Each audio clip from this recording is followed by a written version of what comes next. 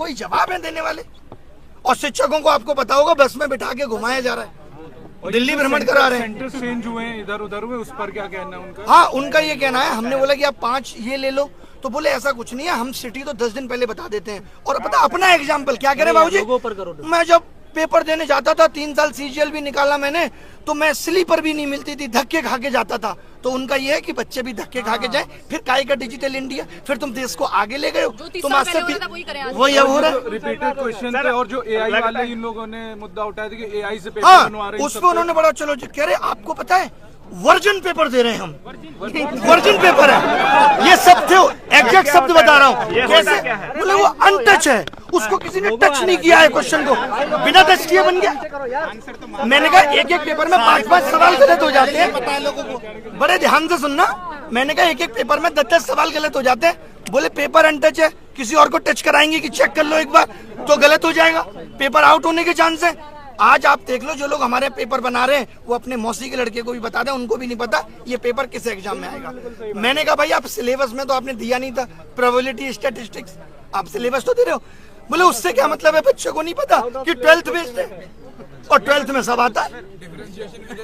तो मैंने कहा आप ये भी लिख दो कि भाई 12th बेस्ड है, एनसीईआरटी पूछेंगे तो बोले लिख देंगे, ये इनडायरेक्टली तो लिखा हुआ ही है।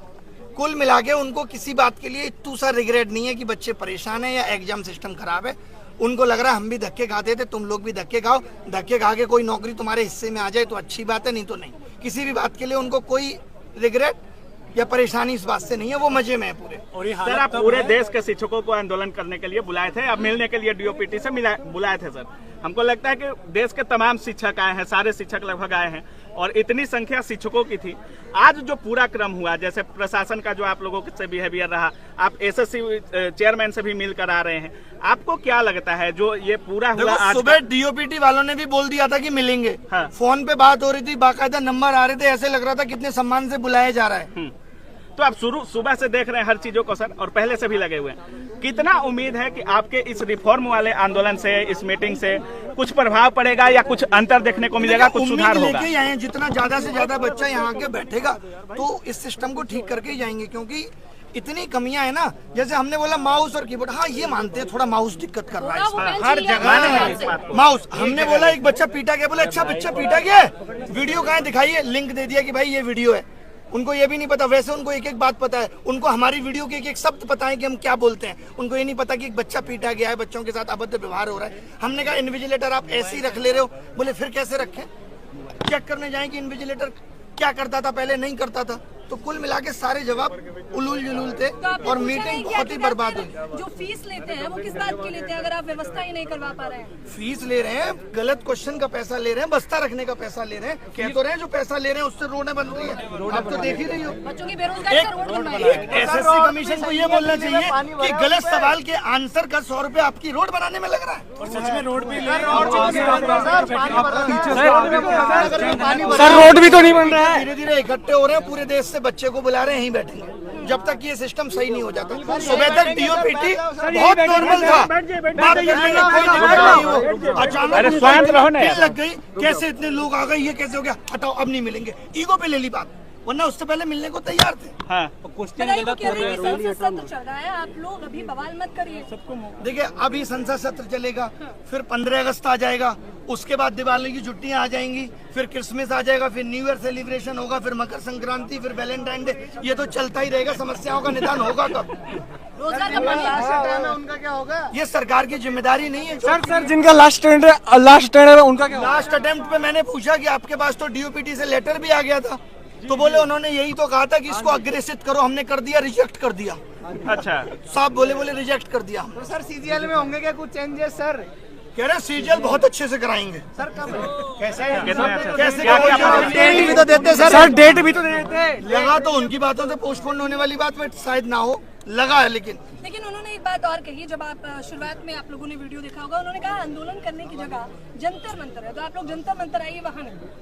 हाँ मतलब ये कि आप जंतर मंतर पे जाके बैठो, अभी आप यहाँ ज्यादा बैठने लगोगे, इनको लगेगा यहाँ बहुत ज्यादा भीड़ हो गई, तो यहाँ भी ये कहने लगेंगे अब यहाँ भी मत बैठो, तो आदमी कहाँ बैठे? सोशल मीडिया की आवाज आप सुन नहीं रहे, तो कैसे भी तो आदमी अपनी आवाज पहुँचाएगा। सरकार इतनी बहरी कैसे हो सकती है? बच्चों के साथ जो अभद्रता की गई उसका क्या जवाब होगा?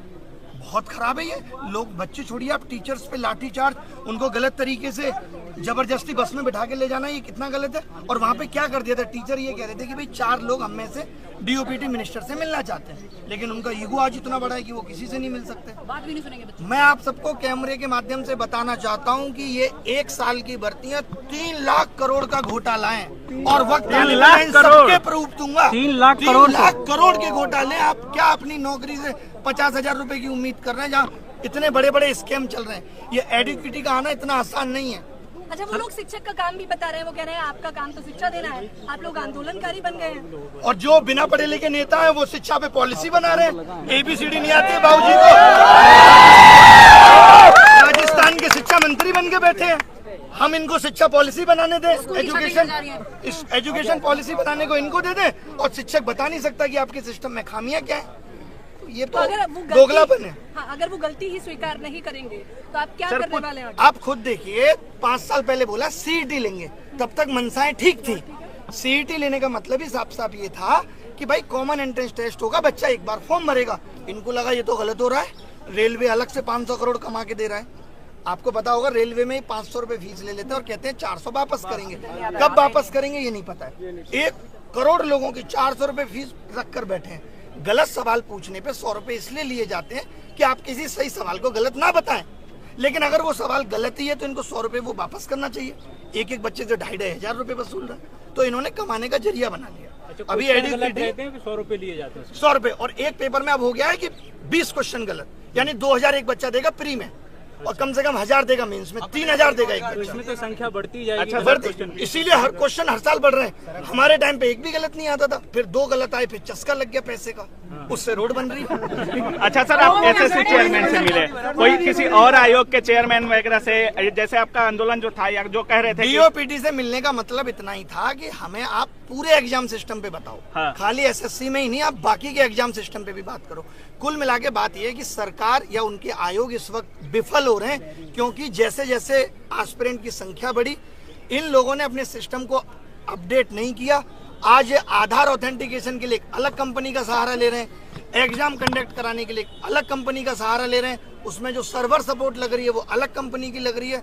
आगे आने वाले वक्त में करप्शन होगा तो आप यही नहीं पता लगा पाएंगे कि किस कंपनी ने लीक किया। शुरू में जब आपने बोला कि हम माथा टेकेंगे गुरुद्वारा में, तो वहाँ जितने शिक्षक जा रहे थे वो उनका कहना था कि वहाँ खोज रहे हैं कि अभिनय शर्मा कौन है। मतलब वही गुरुद्वारा में माथा टेकना जितना मुश्किल हो गया है कि टीचर जाके 50-60 गुरुद्वारे में माथा नहीं टेक सकते। कोई बच्चा तो वहाँ था नहीं। आपको क्यों खोज रहे थे लोग? सर ने सबको एकजुट किया है, क्योंकि ये सबको पहली बार हुआ बुलाया और हमने आह्वान किया। एकजुट आपने किया। वही क्या कर लेंगे इससे, मुझे खोजने से क्या, मैं तो हर जगह अवेलेबल हूँ। डिटेन कर लिया गया, आप कैसे बच गए सर? बाल बांका कर ले, मैं तो कह के आया था। मैं कौन है वो जो भागता है? मिल्खा सिंह से तेज भागता हूँ मैं।